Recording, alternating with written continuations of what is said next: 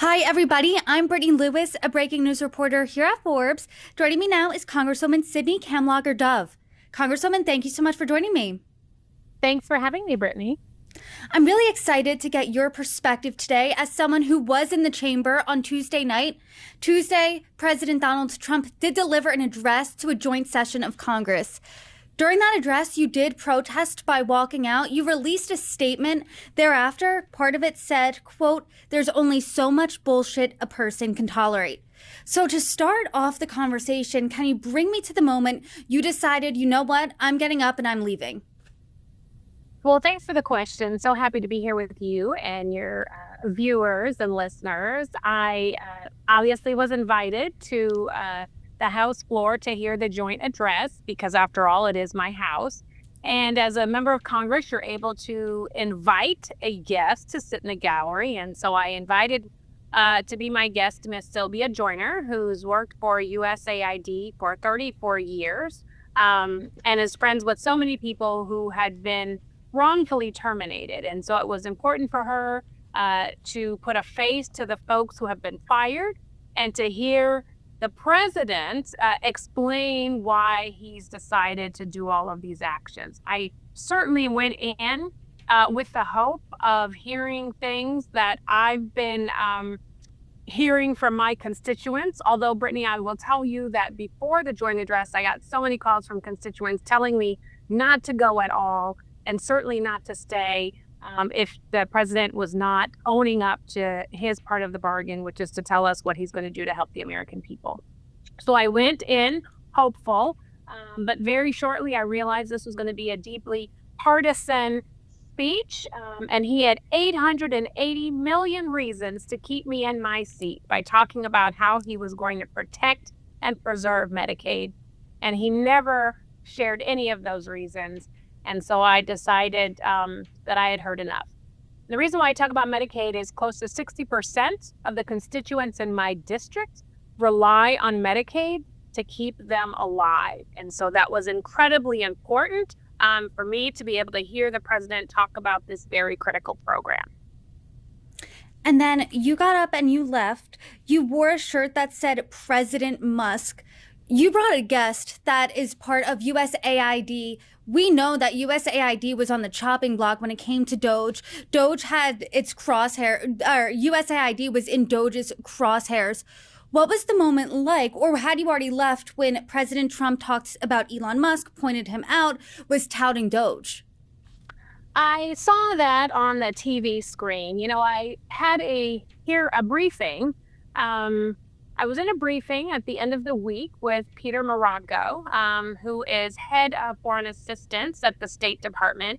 And I asked him some very pointed questions about the cuts and the defunding at USAID. What were the programs that they had terminated? Who were the American companies that have had contracts voided because of the project terminations? And I was not able to get an answer in that briefing. I was also not able to get an answer as to why the number of people had been fired, and then there had been some terminations and then some rescindings of those terminations, and I never got any information from Peter Marocco. I appreciate the need to make government work better for our constituents, but the key word is to make government work. And if you have no workers, if you have no departments, then how can government deliver the services to the American people? It is concerning to me that Elon Musk is more interested in how many people are fired, very similar to how he managed Tesla, than he is about how to make government work better. And we all deserve answers to that question. How are you making these programs work better? Not how many people are you firing? And I do want to talk about Doge in just a little bit, but before I get there, the White House's rapid response team responded to your statement, and they essentially trolled you on X, posting a meme that said, "I ain't reading that. I'm happy for you," or "sorry, that happened." What are your thoughts on their response? Trolls are a part of life in this social media world that we are in. I don't know how many of those folks are real, but I certainly know that the constituents that I talk to every day in my district are real. And they're talking to me about protecting workers, about making sure that when they're calling about their health insurance or their benefits or their Social Security payments, or their Section 8 vouchers, that there is somebody at the end of the line to answer their call and help them. I have a district office. We've been doing Doge in my office. We've actually returned hundreds of thousands of dollars back to constituents because we have been on the phone working on their behalf to get them their money back. That's what constituents want to get from government, not rapid response clapbacks from the administration because they don't like what a member of Congress is saying. And let's be clear, members of Congress represent their constituents. And so I'm listening to mine every single day. You saw a really big divide if you were looking at the chamber between Republicans and Democrats on Tuesday night. And some Democrats were protesting by wearing pink. Some were protesting like yourself by walking out.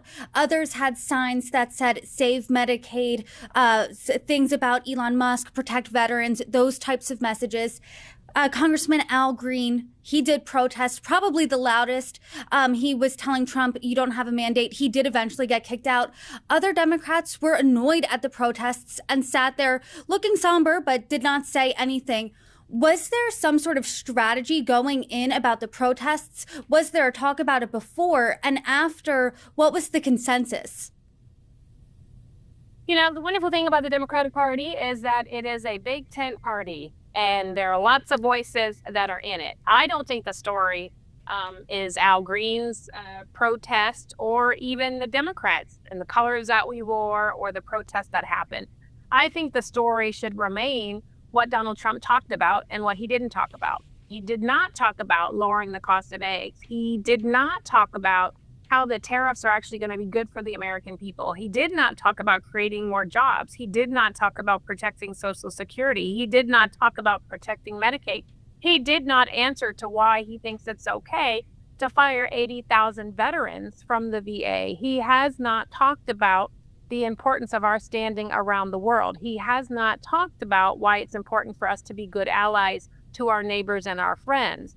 And so I don't care what color somebody wears. I care about what the president is saying when it comes to how to keep us safe, how to keep us employed, and how to keep us free to innovate. And none of those things came across at that joint address. I know that Democrats have received some criticism over some protests. Rachel Bade, who's Politico's Capitol Bureau Chief, she wrote a column entitled, Fighting Trump Requires Focus, Democrats Didn't Show It. And this is part of it. By making a scene, members became the story, but also become an easy target. And more importantly, they take the focus away from where their party wants it. In this case, on Trump proudly owning his most controversial policies. What do you think of that criticism?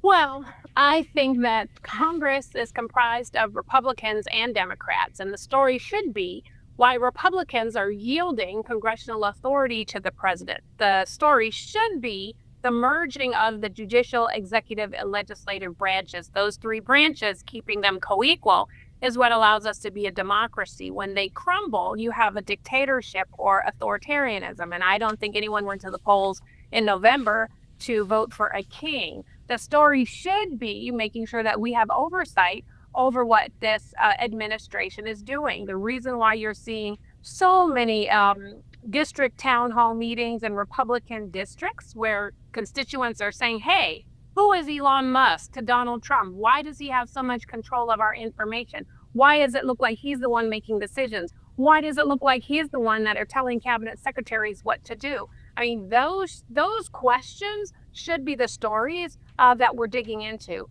I think folks like to talk about Democrats. Quite frankly, there are bigger issues for us to be discussing rather than, what color somebody wore for a joint address.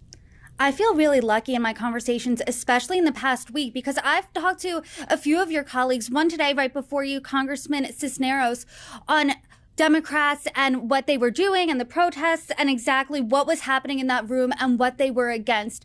And that column is entitled Fighting Trump Requires Focus. So you want to fight all these policies because you're saying, here's what he did talk about. I don't agree with this. Here's what he didn't talk about. And this is what I want. This is what the American people want. So how are Democrats fighting against Trump and his policies? We are talking about the issues, making sure that we all stay focused on the issues. I keep coming back to Medicaid because it's incredibly important. 2 weeks ago in Congress, the Republicans voted for a $4.5 trillion tax cut going to the richest of the rich. I know many of the folks in my district aren't going to see any benefit from those tax cuts. In order to pay for those tax cuts, you're going to have to cut Social Security. You're going to have to cut Medicaid. You are going to have to fire people in positions that are critical and not discretionary. You are going to make Americans less safe, both here and around the world. And those are the questions that I am going to continue to raise. I don't know about you, Brittany, but when I go to the grocery store, I'm buying eggs that cost $15. And so I am making real decisions about if I can buy that dozen eggs or not. And that's what people want to hear about, these tariffs. I think it's about market manipulation on behalf of the president to help some of his rich friends get even richer. But B, it's going to be incredibly painful for so many working Americans that are struggling to get by. You're not going to be able to get the things that you normally buy. You won't see them on the shelves. And many of the things that we are making are being taken off the shelves in other countries right now. So the economics, right? This election was about the economy, stupid, and we need to be focusing on it. That's what I'm going to be doing. That's funny you mentioned the price of eggs. I think that's one of the top concerns on the everyday American's mind. One of my friends is vegan. She wants to add more protein to her diet, and she texted me. She goes, now might not be the time to do that with the prices of eggs. I mean, I'm trying to pay my rent too. But the economy, like you said, that was one of the top factors facing voters when they headed to the ballot box in November. Now the top focus seems to be Elon Musk, President Trump's face of Doge. You wore a shirt that said President Musk on it. I'm assuming you don't think too highly of Musk, of Doge, but give us your thoughts. I didn't vote for Donald Trump either, but I certainly didn't see Elon Musk's name on the ballot. I have very deep concerns about him attending cabinet meetings and berating cabinet members and giving them, making demands of them and giving them tasks and responsibilities. They're supposed to answer to the president. And I want to see the president stand up and say, this is my cabinet and they're going to do what I say. Now, I recognize that there have been a lot of lawsuits being filed right now, really questioning how much authority Doge and Elon Musk has. This recent cabinet meeting that was held, I think, is supposed to quell some of those concerns. But I don't want an unelected billionaire bureaucrat telling my president what to do or telling cabinet secretaries what to do. And it is evident that even they are upset. Elon Musk came into a room and basically asked them how come they weren't firing more people. Nowhere is he saying, how can we make these agencies run better? How can we make them more efficient for the American people? He just wants to scorch the earth, burn it up, and take our money. And that is not what Americans want or need, because right now everyone is feeling the economic pain of these irrational decisions being made seemingly by Elon Musk. Elon Musk had that chainsaw on the CPAC stage, and he's essentially using a chainsaw, it's been said, instead of a scalpel when it comes to these cuts, when it comes to these firings. He did say, hey, mistakes could be and will be made along the way. What do you think are the repercussions here of that? I think it's really interesting that he's able to say he can make mistakes, but no one else can make mistakes. I don't think you need to have a chainsaw to basically cut through democracy, freedom, civil liberties, and also to cut our economy into shriveled up little pieces. Donald Trump continues to say he wants to make America great again. It is hard to do that when folks are unemployed, when the economy is shrinking, when tariffs are rising, and when our allies are essentially giving us the finger and saying they're going to work with everyone else except us. I would hope that Donald Trump would have the muscle to tell Elon Musk to get out of the way. I think the American people deserve to see Donald Trump act as president and have total control over his cabinet and even the folks who paid $270 million to help him win the presidency. President Trump spoke for about 100 minutes on Tuesday night. He talked about everything from Ukraine to tariffs to immigration, a host of other topics in between. So as a Democrat, knowing that you're at a disadvantage right now with a Republican in the White House, Republicans controlling the Senate and Congress, when you see or trying to figure out where his roadmap is, what is your strategy for what's next? I think we've seen a lot of successes. They're not touted as much as they should be, but we are winning in the courthouse with a number of lawsuits that have been ruled in our favor. Happy to see the Supreme Court push back against the freezing of funding for USAID. I am hoping that the Supreme Court will have the spine that it takes to say, hey, administration, you share power with us and Congress. We have been really good about talking about the issues that are affecting working Americans. And I feel like Donald Trump and his cabinet is now starting to hear us. There is a reason why Republicans were told not to host any more town halls. There is a reason why they were running from their districts when they were having these town halls and constituents were asking them about the cost of eggs, about protecting Medicaid, about why veterans were getting fired. Our job is to continue to put the heat on Republicans so that they also work with us to pass bills that help the American people. I understand that half of this job is about theater, but at some point, the American people don't want theater. They want us to listen to them. Congresswoman, I certainly appreciate the conversation today. And as we see more developments, especially in the budget, especially with the fate of Medicaid, Social Security, the likes of that, I hope you come back on and join me and discuss. Thank you so much. You're welcome back anytime. Thank you so much for having me.